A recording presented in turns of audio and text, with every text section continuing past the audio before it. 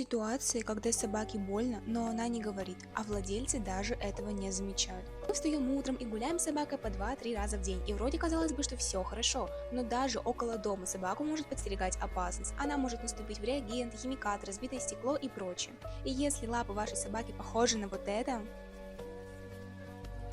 мне очень жаль, но ей больно ходить. Хотя бы 1 раз в неделю используйте специальную заживляющую мазь. Она устраняет мелкие ранки, трещинки, другие повреждения, а также она хорошо увлажняет и питает лапки, и эффект будет заметен уже с первого применения.